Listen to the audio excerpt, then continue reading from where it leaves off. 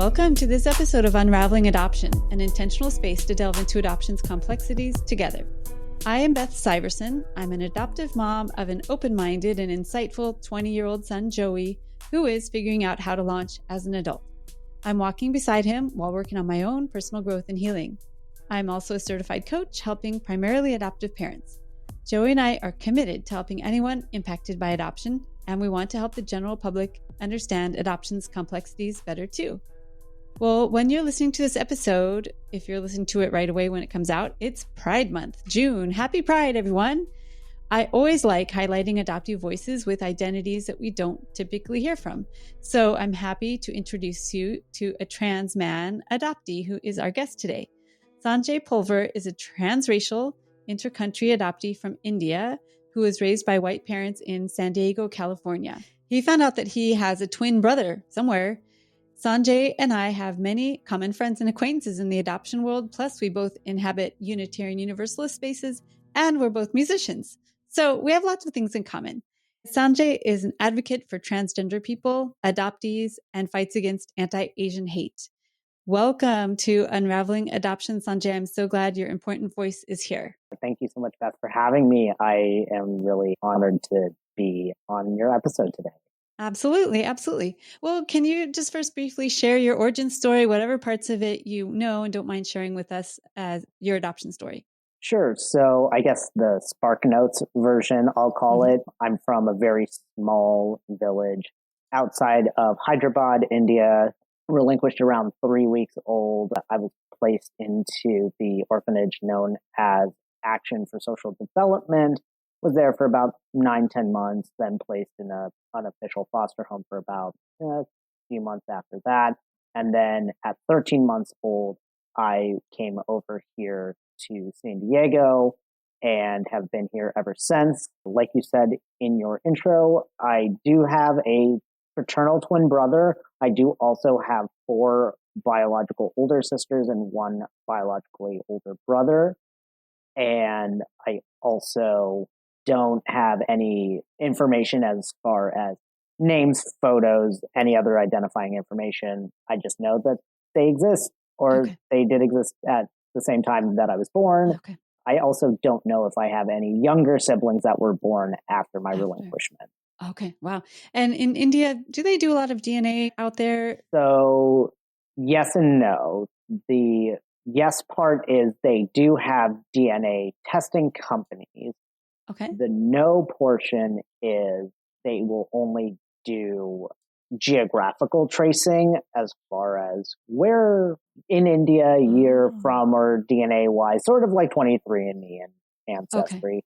But they absolutely do not do any family matching whatsoever. Really? Is it like against their culture or religion or something? Or sort of. So even though legally they abolished the caste system, India still very much abides by the caste system. Okay. Sort of the same way that, we say, oh, well, we had desegregation and we're doing all these anti-racist things and racism is gone in America and we're over it. We're past that now, aren't we?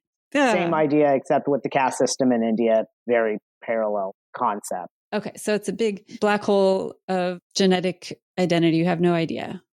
In some ways, because we do know enough about caste and families that certain last names are indicative of certain castes.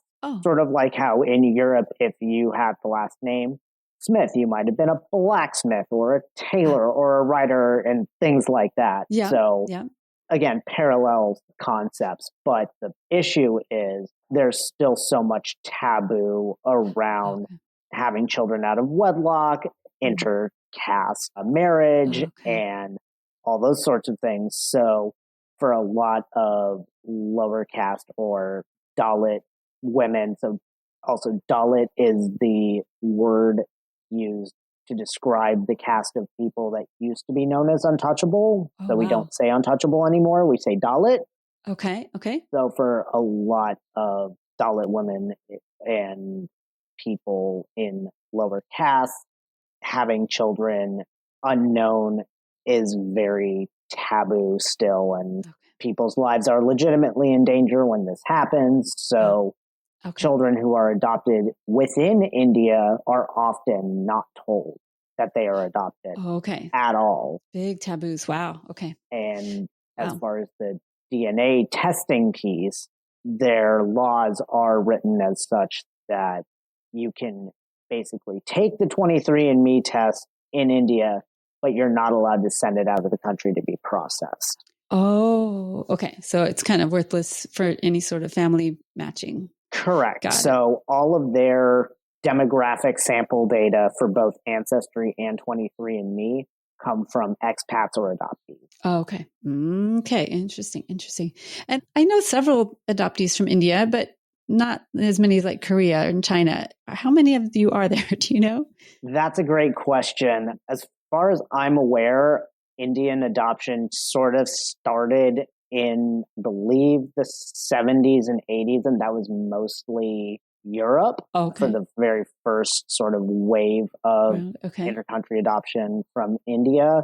And then there was a woman who ran the IMH, International Mission of Hope Adoption Organization and Orphanage, which has been linked to Mother Teresa. Okay. And a lot of those adoptees ended up getting sent to the U.S. in the 80s. Okay. The 80s were when Indian adoptees first started coming to the U.S. And then I came over here in 1993. And then I believe it's still legal to adopt a child from India, although I think the rate of adoption from India has declined significantly as far as I'm aware. Yeah, I think all international adoptions is declining, thankfully. Which is a good thing. I would like to believe that there is going to be a day when there are no more intercountry adoptees. Yes.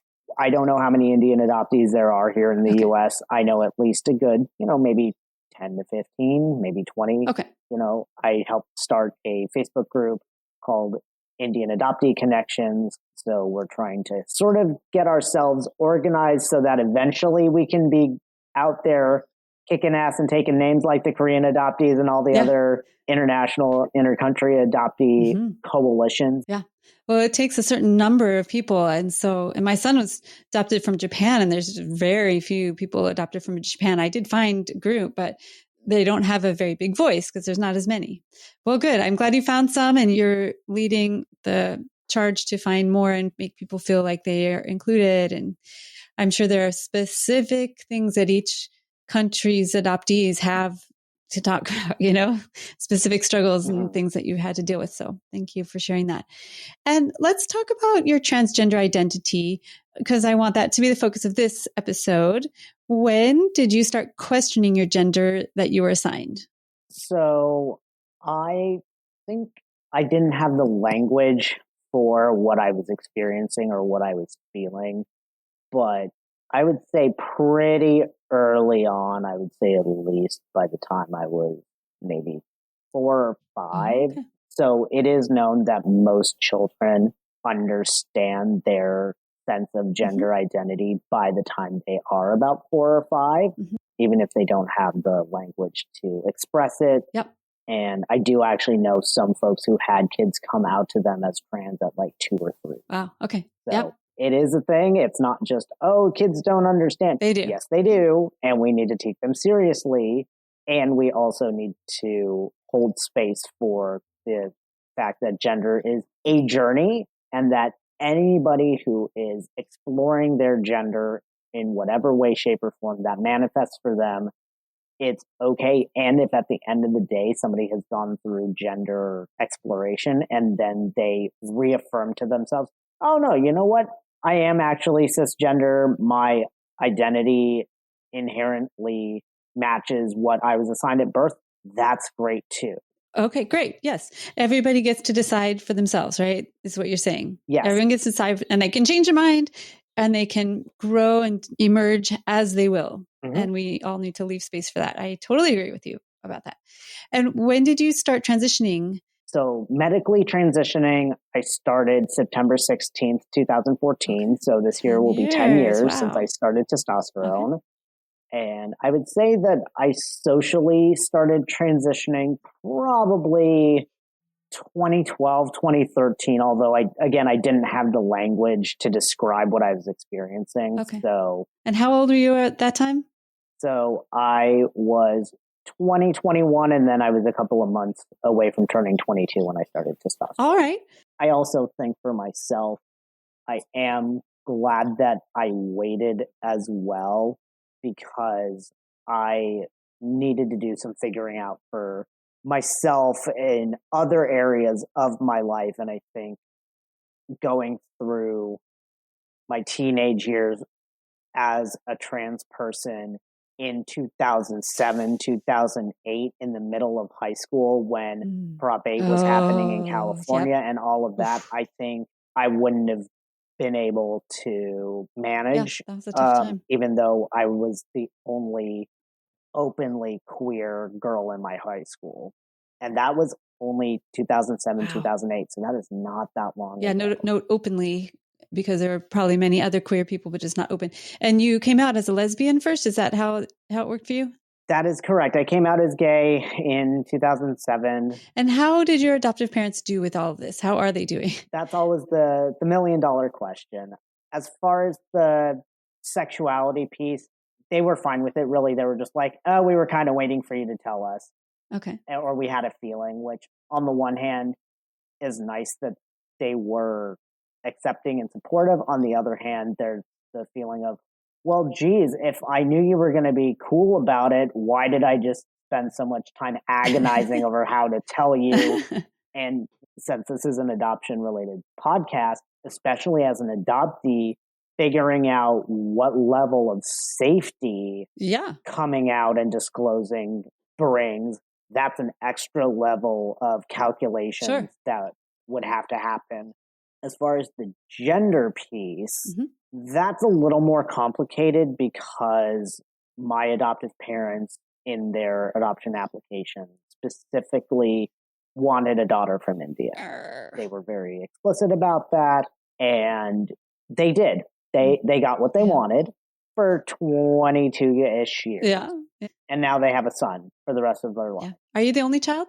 At least in my adoptive family, yes, if you don't count the cat. Okay, you and the cat. Okay. Though Cheddar is my cat, so really. Okay. All right. They might have had some disappointment because their vision for their child was to have a girl. That's what they went shopping for, right? Put that on the list. Yep. Being trans was not in my product description. And, my 30-day money back guarantee return policy is long since expired. Yeah. So right. You were talking about the added layer for adoptees and coming out. And was there a part of you that was like, shit, they might give me away too? I was definitely worried about that because I knew earlier when I sort of was dipping my toe in to just sort of figure out and test the waters of how well they would react. And then asking my adoptive dad, well, how would you feel if you had adopted a son rather than a daughter? And he said, well, we wanted a daughter and that's what we got. And I was like, oh, dang it. Okay, well, that's my answer. And then he was like, well, we wanted you. And I'm like, which is interesting. They were actually offered a boy first. Oh, really? And they said no. Wow. And then they had me. So God, that's so complicated. I'm just like, well, shit. So I was really scared that night that I told them. Yeah, I bet that you tested the waters and they came back with the wrong answers. Yes, they did. Yeah. They failed that test. Dang it. It just is a great reminder to all of us that adoptees have many extra layers, and you add trans on top of it or queer of any sort on top of it. You have issues with your adoptive parents and your birth family if you ever get in touch with them. But pretend like some miracle happens and DNA opens up and you're able to find your birth family. What kind of gymnastics are you going to go through in your mind with that? So I would have to really take some time to reflect on whether or not I would want to reach out and figure out how to navigate reunion, because there's a language barrier, first and foremost. There is a socioeconomic barrier, most likely an educational barrier, and they may not have ever met a queer person. They may not have ever met a trans person. Actually, probably guarantee they've probably never met a trans person. How do they like queer people in India? Well, not so great at the moment. It's slowly getting better. So they had criminalized homosexuality under Queen Victoria in Imperial India. Then they decriminalized it in, want to say 2013 or something like that. And then they recriminalized it semi-recently. Oh, no. And then they just also decriminalized it again. So they're kind of going back and forth around it right now. So it's not safe to be any form of LGBTQ in India. Yeah, not safe, like literally not safe. And I would have to really think about whether or not, in basic terms, my physical safety and my life is worth reunion. Because if it means possibly being hurt in some way, jumped, whatever, hopefully not, but the possibility of being killed, is reunion worth risking my actual life over? And my answer currently is no, it's not. And as far as the mental gymnastics that I think about right now is, if I do try to do any sort of searching, my approach would be saying, hi, my name is Sanjay. My sister was adopted from XYZ. This is her name. This is all of her info. She can't be here right now, but I'm being a good big brother. Kind of the paternalistic. And doing this on her behalf. Is there anything you can do? Because this is the one opportunity and area that I feel like the very minuscule amount of male privilege that I have would actually be beneficial, because India is still so patriarchal. And it was in the 90s too, because they wanted sons, not daughters, very similar to China's one-child policy, except just not legislated into action. So tying all of that into the trans experience, my relinquishment was based partially on my assigned gender at birth. Being adopted was an assumption made about my assigned gender at birth. Yeah. Gosh, it's so complicated. And then reunion is basically me having to navigate and be somewhat taken seriously. Yeah, because if you go in there saying, hey, I'm a trans man, I used to be this other name. Yeah, they'd be like, they couldn't hear you after they hear trans man. They'd be like turning off their brains. Yeah. Gosh, Sanjay, I'm so sorry that you're going through all this. It's just so many extra layers that you as a young adult have to deal with. Plus whatever you're doing to make a living and doing your life and social life, come on, this is a huge extra bunch of layers that you have to deal with. And it's dangerous. Do you want to talk about trans people in the world and literally dangerous? Yeah, I think especially right now, one, going into an election year, it's more important than ever. Two, it is also Pride Month, so I'd be remiss if I didn't mention something about trans roots and our elders and our history. And also just knowing how to be an ally, because ally is a verb, as my very, very good dear friend Spencer Bergstedt says. He has a whole class on ally as a verb. Nice. So right now, I don't have the number off the top of my head, but there's at least, I think, close to, if not over 500 pieces of legislation attacking trans people that are currently active right now all over the country. And come November, whatever person ends up in the White House could mean a lot of different things for trans people and queer people in general. Yeah. And it is really scary to feel like my existence could be legislated out of reality at any moment, and not really knowing what the next 6 months are going to look like, and worrying about how to maintain the access to the healthcare that I need, and figuring out an exit strategy if I need one. But also, as an adoptee, I don't have dual citizenship, so I can't really do that route. You just can't go somewhere else. Yeah. And escaping to India is not going to help you really as a trans man anyway. It's not. Shoot, that's getting worse, I think. Yeah. And even within the US, I know there are pockets that I could go to where I would be safe, but I also know that would mean having to reestablish care with different doctors and all of these things. So I'm glad that I'm still in California as far as trans care is concerned. So how can we, who are listening, especially adoptive parents, but anyone in the community who's listening, how can we better ally as a verb for trans people? What can we do? So first and foremost, we're people just like everybody else. So I know there's a lot of discourse around the use of pronouns. Okay. So pronouns are not preferred. They are someone's pronouns. If somebody says, I would like you to use he, him, his for me, that is not up for debate. Yep. It's just like you using somebody's name, David, but you call them Dave and they really don't like Dave as a nickname, but you said, you know what, this is more convenient for me, and I'm going to disregard what the person has said and stated makes them comfortable. That's not cool. And I'm just going to go with what I want to do.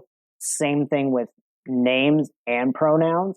But when it comes to individuals, also they, them used in a singular context has been around since Chaucer, who was writing in Middle English and the Canterbury Tales. So it's not this new thing that has just happened. Yeah, I know. But also I would say using your positions as people who consider themselves allies or even accomplices, or, using the word co-conspirator sometimes, and really getting into the thick of it and standing up for the trans people in your life when they're not in the room. Because if they're there and you stand up for them, and that's wonderful, and being like, yeah, I have your back.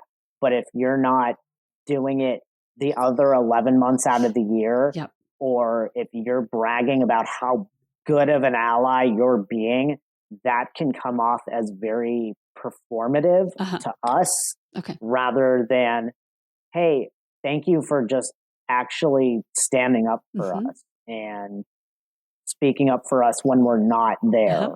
When nobody else is going to be around to witness what you're doing. Okay, got it. And then I'd also say, when you're talking to a trans person, don't ask them about any surgeries or any procedures they may or may not have had, because that's really invasive and super rude. Absolutely disrespectful, because I'm not going to walk up to somebody and be like, hey, so what's in your pants? Yeah, we just don't do that.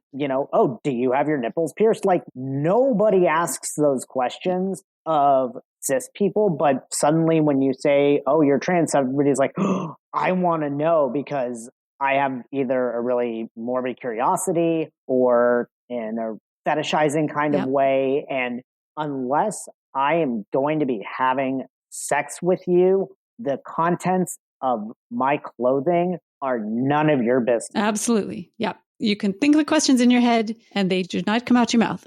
Right. Or if somebody is asking, the trans person has the right to say, I don't feel comfortable answering that question, or saying, you know what, here's a better way of phrasing that, or being open to constructive feedback and recognizing that when trans people are being asked to be the ambassadors of our identity, one, we're not a monolith, just like adoptees aren't a monolith, queer people aren't a monolith, people of the global majority are not a monolith, trying to uncouple that notion and recognizing that just because talking to me, I'm super open and I'm willing to answer questions and do that education. Somebody else may not want to, and that is absolutely well within their rights to disclose or not disclose however much they want. Yes, they don't owe us any sort of education or explanations. They can just live their life. Yes, people, let's get this pulled together. Oh, we can be so rude sometimes. Okay, well, this is all very helpful. I am very grateful that you came on to talk about being a trans adoptee. That's a very important intersection of several different things. And I would like to continue supporting you however I can. Is there a way people can get a hold of you and reach out to you if they have questions, or do you have any projects you'd like to let us know about? I'd say Instagram is probably the easiest one for me. It's just my name, Sanjay.Pulver on Instagram. I try to do most of my adoptee related things on there, as that is the only platform my adoptive parents aren't on in some way, shape, or form. Gotcha. Okay. So you can connect with me on there. I do hope to have at some point, because it is also part of Pride, having a far off conversation around adoptees who have also found their way into the BDSM kink community. And because there happens to be a lot of overlap there. Interesting. So eventually having a conversation about what is it about our identities as adoptees that have led us to that community as well. Okay. Also, I did want to have a last quick mention around names as well with adoptees, and being trans as an important piece, because trans people, we find empowerment in picking our names, and with adoptees, and especially intercountry adoptees, so much of the time our names are taken from us and we're given anglicized names. Yes. I was given a different name that was still Indian, and then really just going to IndianBabyNames.com and starting with the S's and just scrolling until I found one that I resonated with, realizing that I've had 3 first names over the course of my life as well that I hadn't even considered, or looking at genetic mirroring when we talk about starting HRT and just talk to your family, look at your photos, and I don't have access to that. As far as facial hair and balding and stuff like that, is that what you're talking about? Exactly. And it can be really isolating for trans adoptees when we don't have the means to see ourselves as who we're meant to be, but also having no frame of reference of who we might look like. Well, you're totally rocking the facial hair, I just have to say. Thank you. It's taken me a long time to grow it, and I'm not ever shaving it off because I'm going to look about 12 years old, and that's not going to be a good look for me or anybody I interact with. So it's not going away. That's good. Well, gosh, I really appreciate you coming on, and I hope you are able to stay safe and to continue emerging as your complete, whole, unauthentic self. And whatever I can do to help you with that, just let me know. I'm right up the street. Do you have any last words or anything that I have missed, or anything you would like to say? I think we covered most of it in the time we had. I just want to thank you again for having me on.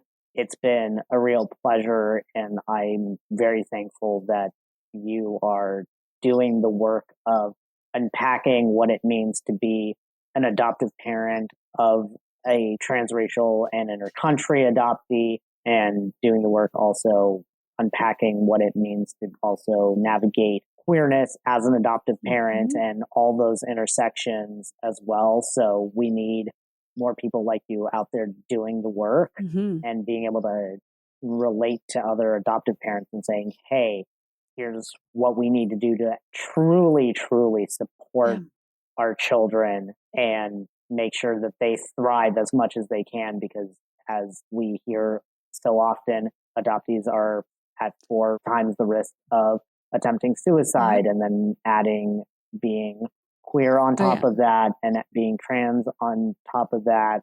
And then if you are a person of color, that also adds layers. So, the odds get stacked exponentially fast. Like, we literally need to make sure our trans friends, adopted and not, are safe, like literally just alive. We need to keep you guys alive. And we've always been here. We've been here since the beginning of time. We're not going anywhere. I just want to shout out that there are trans men elders too, and they deserve just as much of the recognition as Marsha P. Johnson, Sylvia Rivera, David Weekley, who's a pastor in the Methodist Church who has been out for 50 years. He started transitioning in 1975, if not sooner. These are people who deserve just as much recognition as the people we always hear about. Nice. Well, happy Pride, Sanjay. Yes, happy Pride to you too. You have a lot to be proud of, and just keep on it going. Yep. Chugging along as usual. Very good. So listeners, make sure and find Sanjay on Instagram, and find Unraveling Adoption at unravelingadoption.com, and also on all the socials. We love to connect with you. Reach out anytime. And just a reminder that I am a coach. If anyone is looking for a coach as an adoptive parent or an adoptee or just a person, I am available as a coach, and I deeply want to help other people find their authentic voice. So reach out to me anytime, unravelingadoption.com. Thank you all for listening. Sanjay and I want you all to stay safe.